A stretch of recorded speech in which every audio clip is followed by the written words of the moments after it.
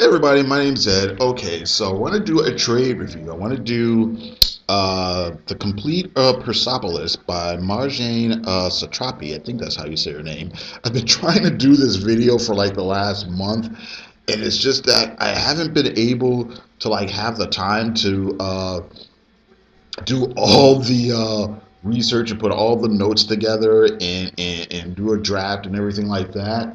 And I decided I better just go ahead and try to do it now because just with my weird schedule, I know I'm not going to get another break again for probably another 2 weeks or so.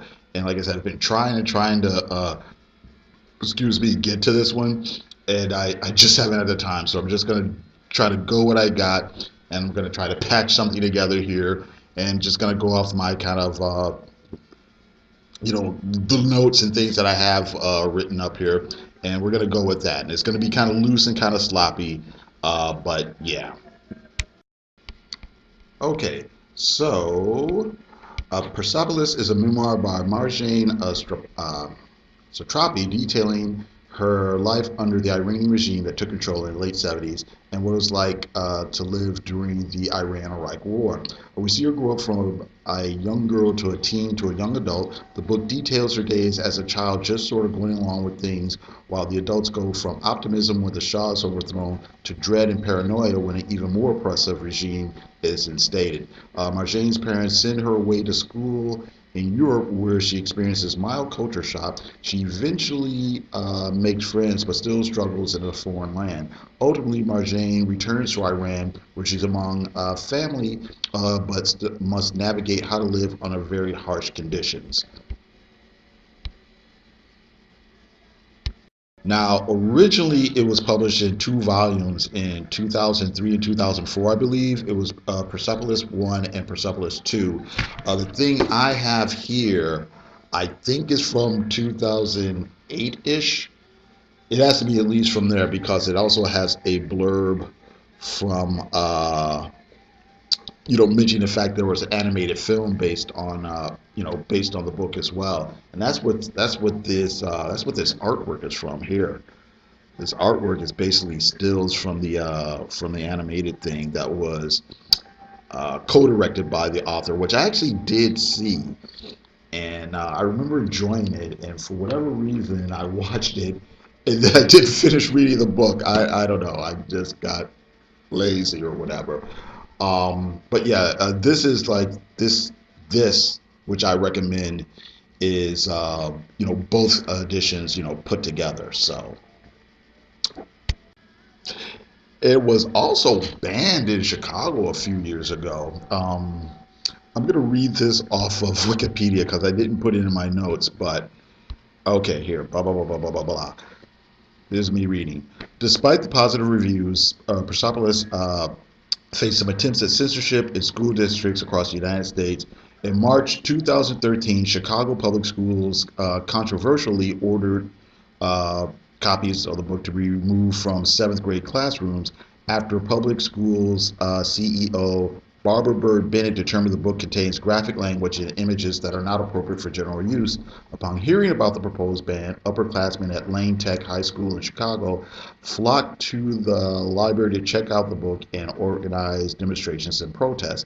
Such action resulted in the CPS's reinstitution of the book in their school libraries and classrooms. And there's some more stuff there.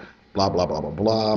2014, the book faced three different challenges across the country, which led its replacement as number 2 on the ALA's list of 10 most challenging books of 2014. First of these challenges occurred in Oregon's Three Rivers School District.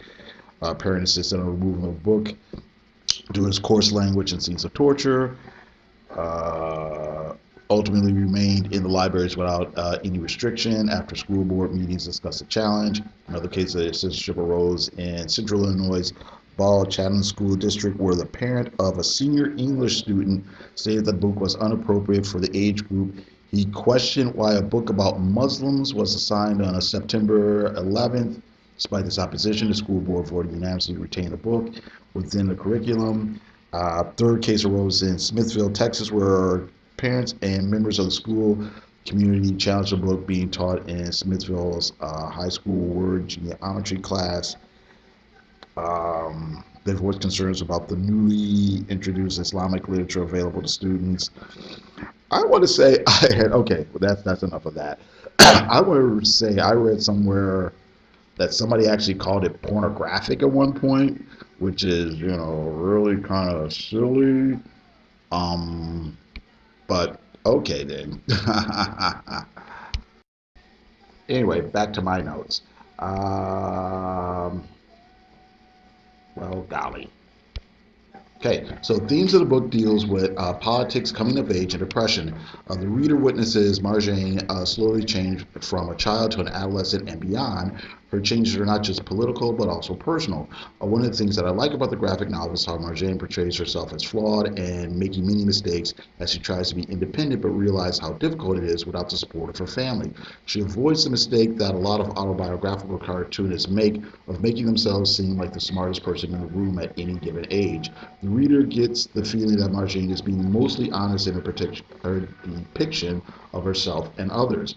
There's also a good deal of history of the Iran and Iranian politics presented in the book. Giving the reader a fair amount of education. Oh, I'm sorry. It's told in a natural way that doesn't seem forced or like a dry academic class.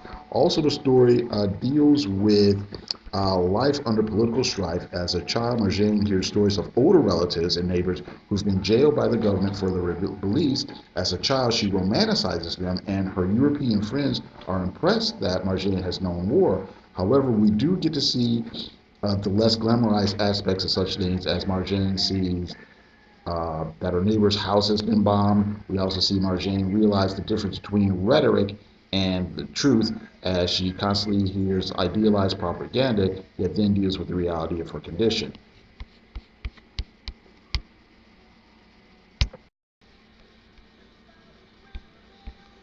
The art for Persepolis is interesting and engaging. It's stark black and white with not many gray, mid or gray tones. It's cartoony and simple, but this is not a negative. The visuals are effective in telling the story. There's some symbolic scenes, but most of it's pretty straightforward. And any abstract scenes there are there to underscore an emotional point. It's actually interesting it's interesting. I need to stop saying this, but it is interesting how many autobiographical artists have taken this approach, over the years to contrast the more realistic styles using genre comics. Basically, the point I was trying to make there is that if you've read a lot of autobiographical comics, especially ones that came out during the 90s, a lot of people have these really simple styles or cartoony styles, even though they were portraying like these slice of life stories. And it's kind of interesting how many people took that approach. Not everybody, but a lot of people took that approach in contrast to a lot of people do, adventure comics or romance comics or whatever, who try for a more representational style or whatever. But here, I'll show you some of the art here. I'm just going to pick some stuff at random. You know.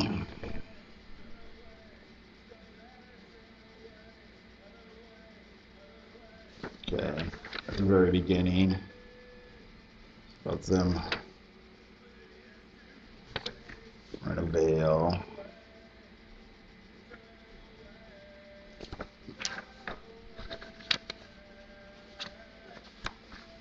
There's some more stuff when she's a child. Learning about the history here.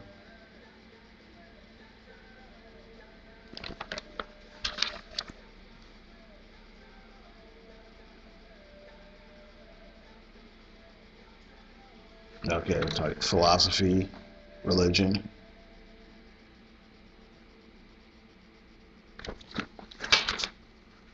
Some more kind of, and some of the more abstract things going on there.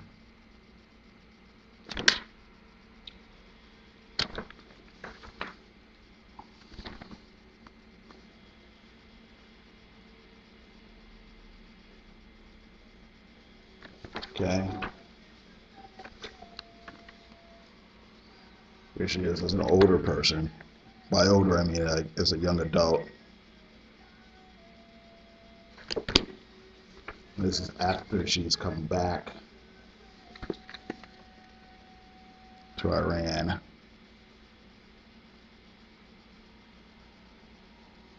And like I said, it's very simple. It's not it's not quite crude. Well, I guess it is, but it's not crude in a bad way. It's just very direct, very straightforward. And it works. I think it really works as far as getting the reader to identify with the characters.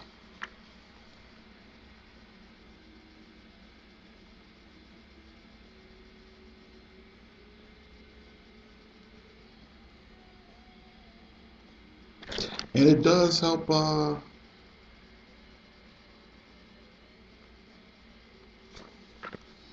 pull you into the story.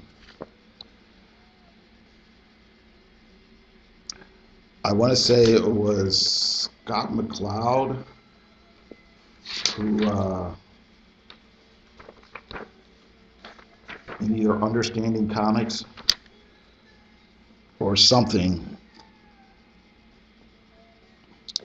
once said that actually the more simple the art style is, the more the reader projects onto it. Whereas art that's very, very detailed tends to make the reader think, you know, the subject of the drawing is this very specific thing, and when it's more simple,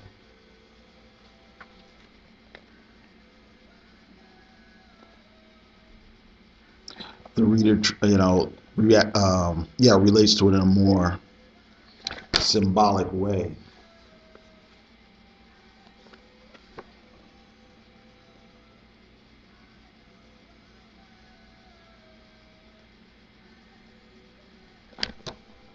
This scene where where Marjane's still a kid and she's kind of buying Western music on the black market.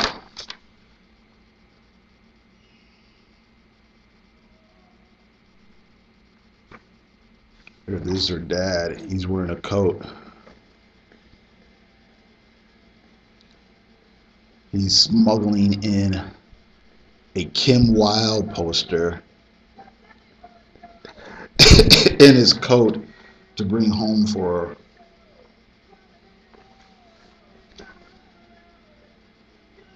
So, so all right.